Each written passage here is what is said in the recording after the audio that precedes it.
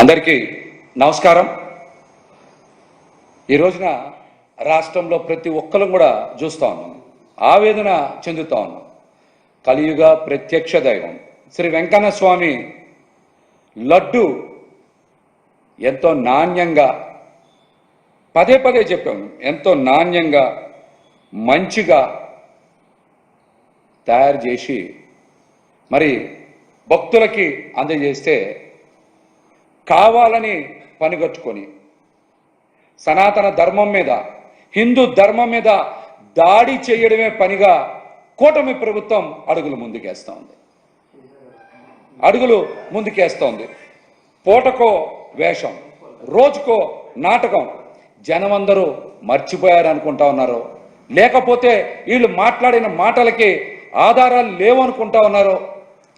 మాట మార్చి ఇష్టానుసారం ప్రచారం చేస్తూ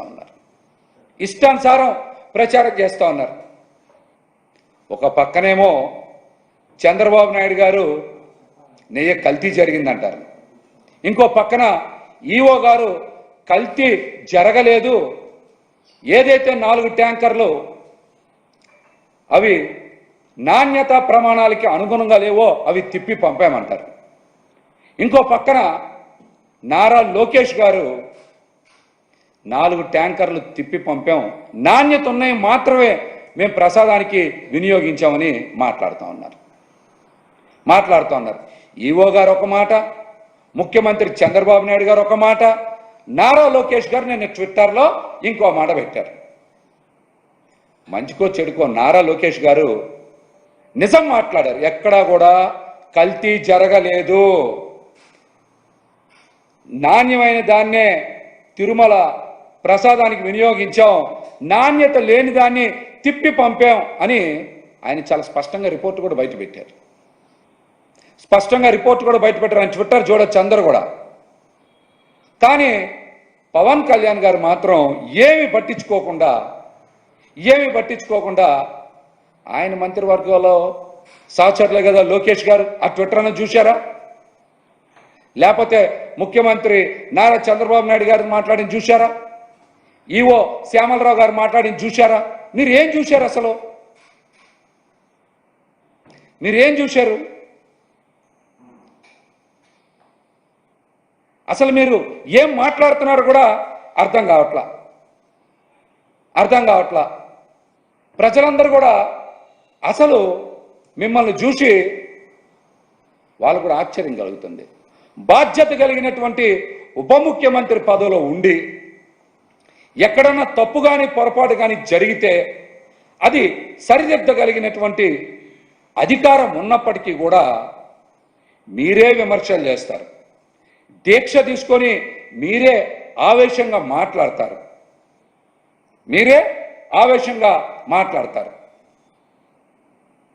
అసలు దేనికోసం ఇదంతా చేస్తూ ఉన్నారు? మాటకి ముందు మాటకి వెనక సనాతన ధర్మం, హిందూ ధర్మం అంటున్నారు. సనాతన ధర్మం మీద, హిందూ ధర్మం మీద మీకు గౌరవం ఉందా? భక్తి ఉందా? నమ్మకం ఉందా? ముందు ఈ ప్రశ్నకి మీరు సమాధానం చెప్పండి. సనాతన ధర్మం మీద కానీ, హిందూ ధర్మం మీద కానీ, లేకపోతే హిందూ దేవుళ్ళ మీద కానీ మీకు నమ్మకం ఉందా? గౌరవం ఉందా? భక్తి ఉందా మీకు? చెప్పండి మీరు.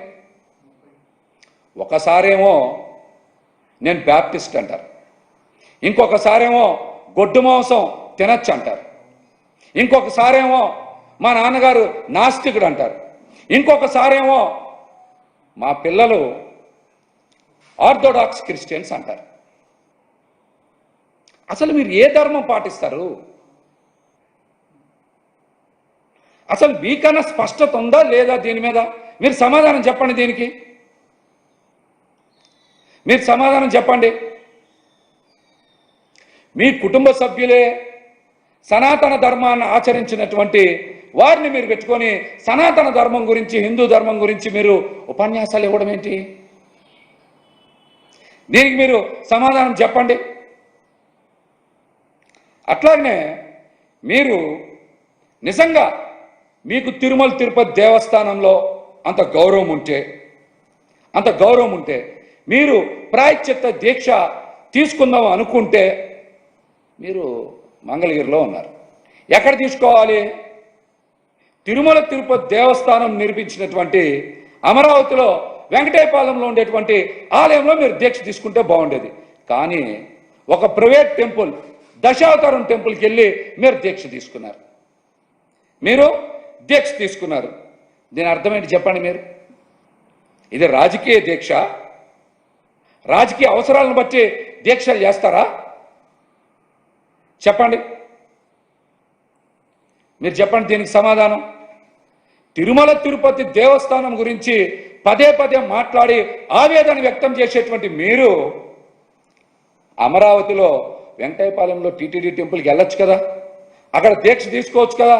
దశావతారం టెంపుల్కి ఎందుకు వెళ్ళాలి? మీరు ఎందుకు వెళ్ళాలి?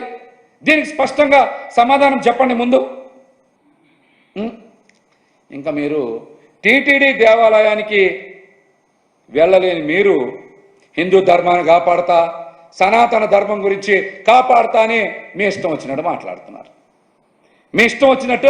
మాట్లాడుతున్నారు. అంటే ఎవరు అడగకూడదు, ఎవరు ప్రశ్నించకూడదు, ఎవరన్నా మాట్లాడితే వాళ్ళ మీద దాడి చేయడం, ఇష్టానుసారం మాట్లాడడం.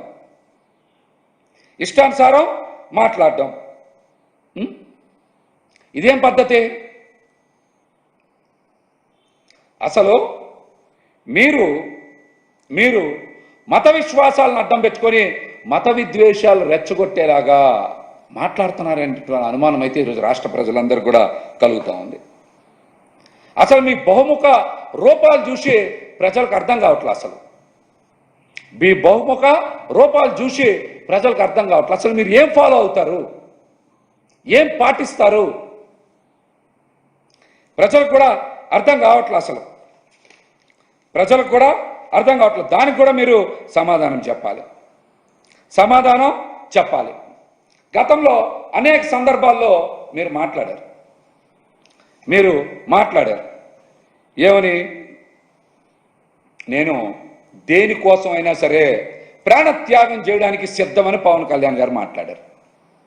మీరు ఎన్నిసార్లు ప్రాణత్యాగం చేస్తారు? ఒకసారేమో ప్రజారాజ్యం గురించి ప్రాణత్యాగం చేస్తా అన్నారు. ఇంకొకసారి చంద్రబాబు నాయుడు గారిని అధికారంలోకి తేవడానికి ప్రాణత్యాగం చేస్తా అన్నారు. ఇంకొకసారి చంద్రబాబు నాయుడు గారిని అధికారం నుంచి దింపడానికి ప్రాణత్యాగం చేస్తా అన్నారు. ఇంకొకసారి సిపిఐ, సిపిఎం, బిఎస్పీల కోసం ప్రాణత్యాగం చేస్తా అన్నారు. కొన్నిసార్లేమో తరిమేల నాగిరెడ్డి గారి గురించి మాట్లాడతారు, ఇంకోసారి గుంటూరు శేషేంద్ర శర్మ గారి గురించి మాట్లాడతారు. అసలు మీ స్టాండ్ ఏంటి? మీరు ఏ విధానం ఫాలో అవుతారు? ఎవరి కోసం, దేనికోసం పనిచేస్తారు? చెప్పండి. గతంలో నేను కూడా మీతో పాటు కలిసి పనిచేశా. ఆ సందర్భంలో కూడా మీరు అనేక మాటలు మాట్లాడారు,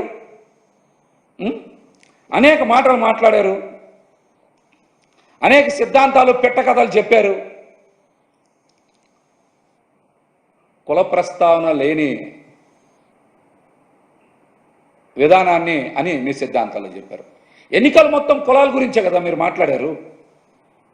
మత ప్రస్తావన లేని రాజకీయం అని చెప్పారు.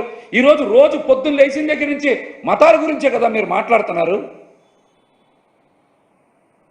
అంటే ఇంకా మీ పార్టీ సిద్ధాంతాలన్నీ కూడా నీటి మీద రాతలేనా?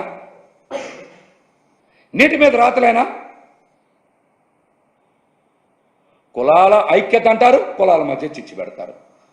మత ప్రస్తావన లేని రాజకీయం అంటారు, మతాల మధ్య విద్వేషాలు రెచ్చగొట్టేలాగా మీ ప్రసంగాలు ఉంటాయి, మీ మాటలు ఉంటాయి. ఇంకా దేనికి చెప్పండి?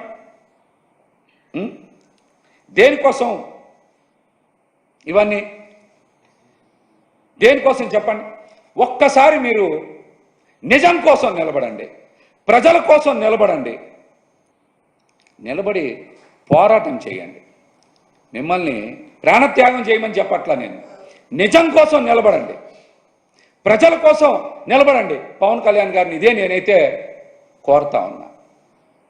అబద్ధాల కోసము, సనాతన ధర్మాన్ని తగ్గించడం కోసము, హిందూ ధర్మాన్ని కించపరచడం కోసము మీరు ఎలా పడితే అలాగా మాట్లాడడం కాదు.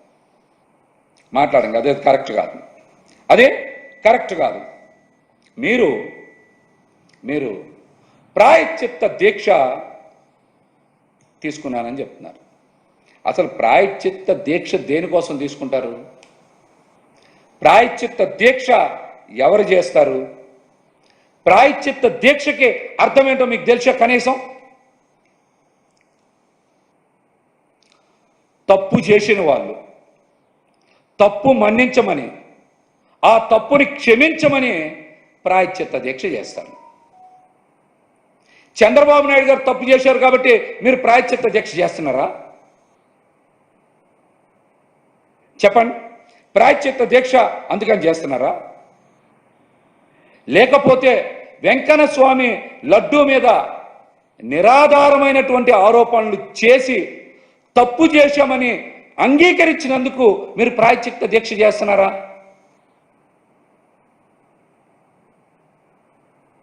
చెప్పండి. ఒక్క ఆధారమైన చూపించారా కల్తీ జరిగిందని? ఒక్క ఆధారం.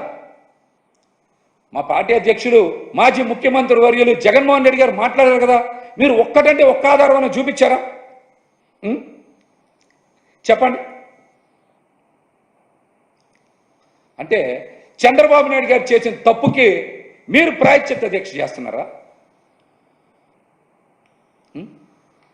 హిందూ ధర్మం అంటే, సనాతన ధర్మాన్ని ఇంత దారుణంగా కించపరుస్తారా? ఇంత దారుణంగా కించపరుస్తారా? నిజంగా మీకు చిత్తశుద్ధి ఉంటే మీరు ప్రాయశ్చిత్త దీక్ష చేయాల్సింది ఎవరి కోసమో తెలుసా? ప్రాయశ్చిత్త దీక్ష చేయాల్సింది ఎవరి కోసమో తెలుసా? స్టీల్ ప్లాంట్ అమ్మకం చేస్తున్నందుకు చేయాలి, లేకపోతే వరదల్లో ప్రజలకు అండగా నిలబడినందుకు చేయాలి, లేకపోతే జానీ మాస్టర్ ఒక మైనర్ బాలిక మీద రేప్ చేసినందుకు చేయాలి, మెడికల్ సీట్స్ని ప్రైవేటైజేషన్ చేస్తున్నందుకు చేయాలి, గొట్లవల్లేరులో ఆడపిల్లల వీడియోలు రహస్య కెమెరాతో చిత్రీకరించినందుకు మీరు ప్రాయశ్చిత్త దీక్ష చేయాలి. లేకపోతే అతిసారా వలన చాలామంది ప్రాణాలు, ఆరోగ్యాలు ఇబ్బందులు పడుతున్నందుకు చేయాలి. పోలీసుల మీద, మహిళల మీద ఇష్టానుసారం కూటమి ప్రభుత్వం అధికారంలోకి వచ్చి దాడులు చేస్తున్నందుకు ఆ తప్పుల్ని క్షమించమని మీరు ప్రాయశ్చిత్త దీక్ష చేయాలి. రాష్ట్రంలో రెడ్ బుక్ రాజ్యాంగం వలన ప్రజలు, వివిధ శాఖలు, పోలీసులు, మహిళలు అందరూ ఇబ్బందులు పడుతున్నందుకు మీరు ప్రాయశ్చిత్త దీక్ష చేయాలి.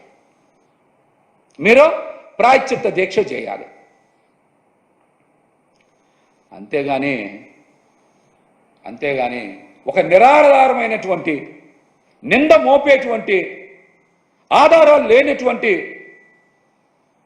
ఒక లడ్డు అంశాన్ని, ఒక సున్నితమైన అంశాన్ని ఒక రాజకీయ అస్త్రంగా వాడుకొని బయటికి తీసుకొచ్చి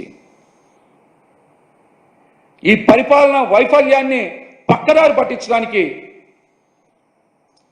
హిందువుల మనోభావాలతో చెలగాటమాడుతూ ఉంటే కలియుగ దైవం వెంకన్న స్వామి మిమ్మల్ని చూస్తూ ఊరుకోడు.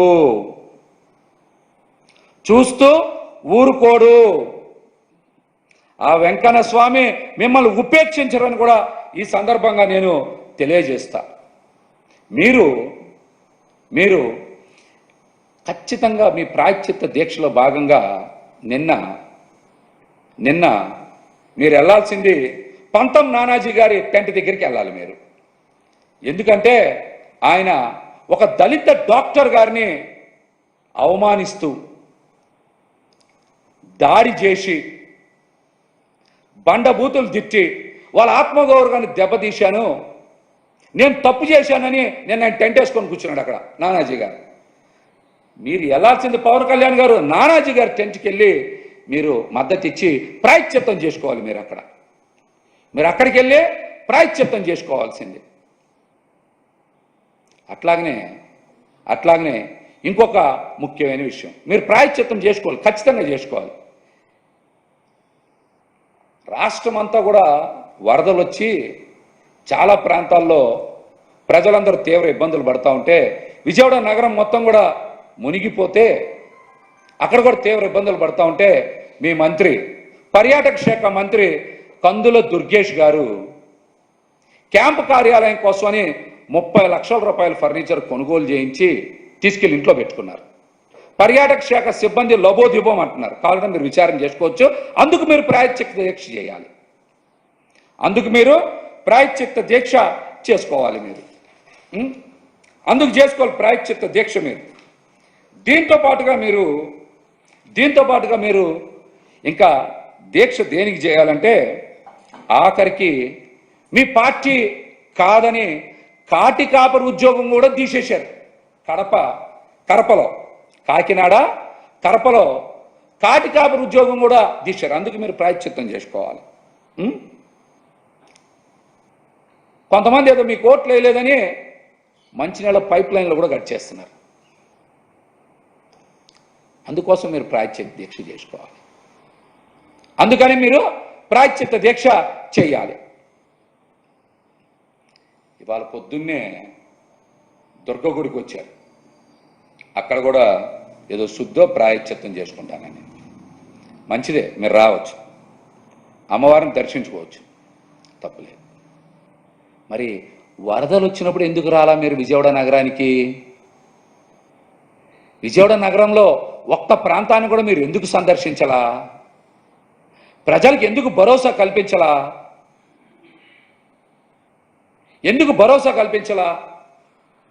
దీక్ష తీసుకున్న వాళ్ళు ఎవరైనా సరే,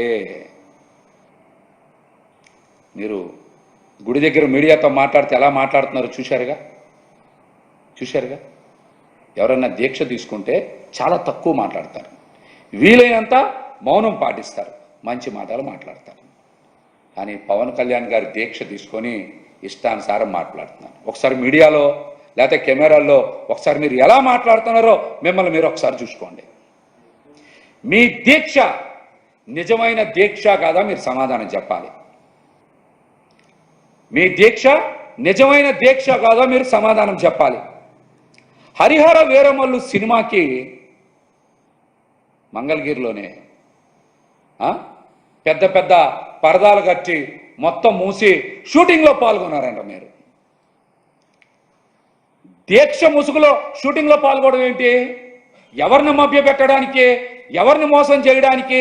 హిందూ సనాతన ధర్మాన్ని మోసం చేస్తుంది మీరా కాదా? దీనికి మీరు సమాధానం చెప్పండి. దీక్ష తీసుకొని సినిమా షూటింగ్లకు వెళ్ళడం ఏంటి? మంగళగిరిలో సెట్టింగ్లు వేసుకోవడం ఏంటి? ఇదా సనాతన ధర్మం అంటే? మీరు సనాతన ధర్మం గురించి, హిందూ ధర్మం గురించి మాట్లాడతారు. ముందు మీరు దీక్ష తీసుకున్న తర్వాత వెంటనే షూటింగుల్లో పాల్గొన్నారా పాల్గొనలేదు? దీనికి సమాధానం చెప్పండి.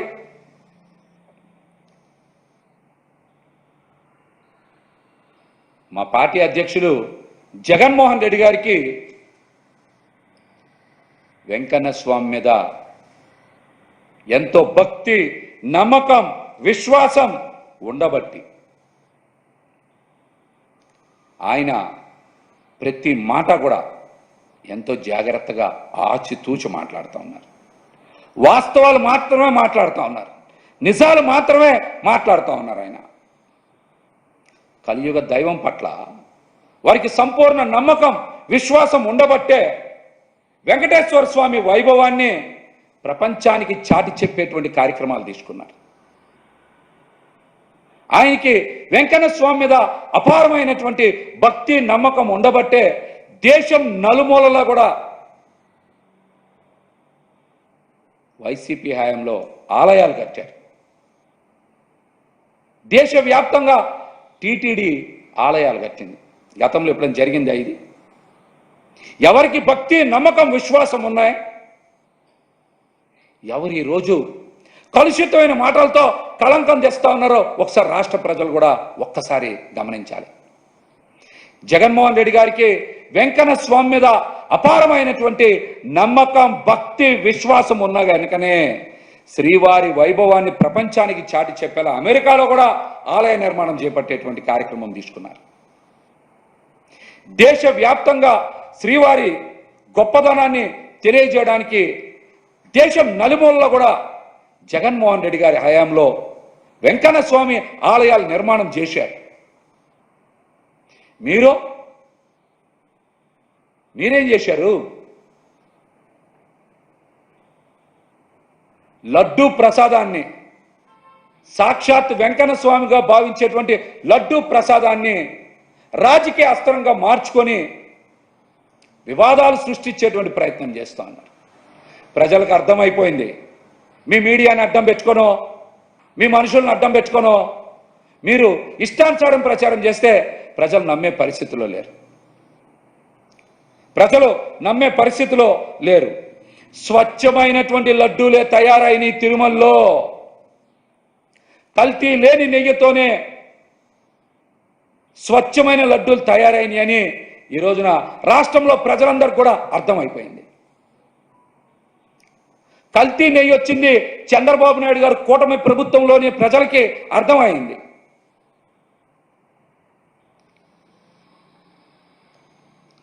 నెయ్యి కల్తీ జరిగితే పరీక్షించేటువంటి సామర్థ్యం తిరుమలలో ఉందని ప్రజలకి అర్థమైంది. ఈ రోజున మీ 100 రోజుల పాలన నుంచి ప్రజల్ని డైవర్ట్ చేయడానికి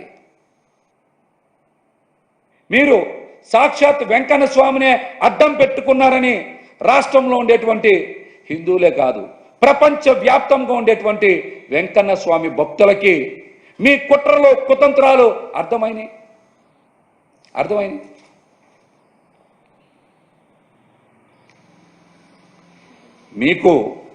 మీకు పవన్ కళ్యాణ్ గారికి చాలా స్పష్టంగా తెలియజేస్తా ఉన్నా, మీరు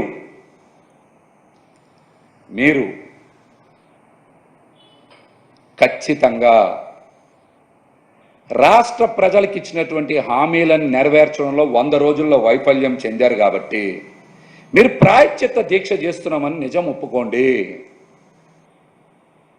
కూటమి పాలనలో ప్రజలు కష్టాలు పడుతున్నారనే వాస్తవాన్ని ఒప్పుకొని మీరు ప్రాయశ్చిత్త దీక్ష చేస్తున్నారని చెప్పండి. మీరు వెంకన్న స్వామి మాలేసుకొని షూటింగుల్లో పాల్గొంటున్నాను కనుకనే నేను ప్రాయశ్చిత్త దీక్షలో పాల్గొంటున్నాననే వాస్తవాన్ని బయటికి చెప్పండి.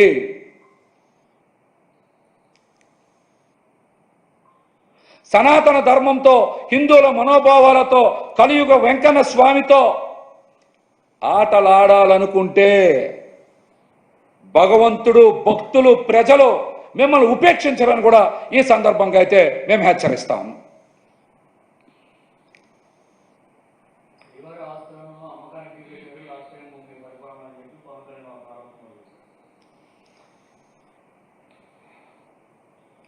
ఎక్కడా కూడా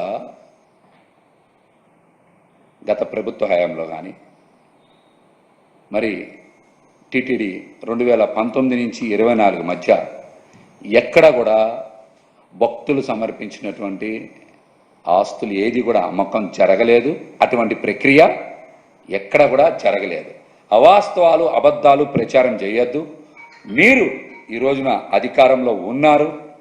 మీరు తిరుమల తిరుపతి దేవస్థానం యొక్క విశిష్టతని, ప్రాముఖ్యతని పెంచే విధంగా జగన్మోహన్ రెడ్డి గారిని చూసేన నిర్ణయాలు తీసుకోండి.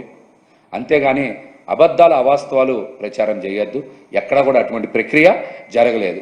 ఇందాక నేను చెప్పాను, నేను కూడా మరి జగన్మోహన్ రెడ్డి గారు అధికారంలో ఉండగా తిరుమల తిరుపతి దేవస్థానం శ్రీవారి వైభవాన్ని ప్రపంచానికి చాటి చెప్పేలా నిర్మాణాలు చేపట్టారు. దేశం నలుమూలలో కూడా వెంకన్న స్వామి ఆలయాలు కట్టారు, అమరావతిలో కూడా ఆలయం కట్టారు.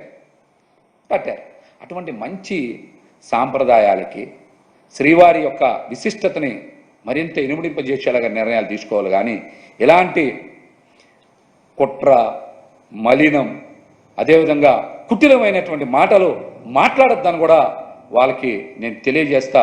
వెంకన్న స్వామి వాళ్ళకి ఇప్పటికైనా మంచి బుద్ధి ప్రసాదించాలని నేనైతే ప్రార్థిస్తాను.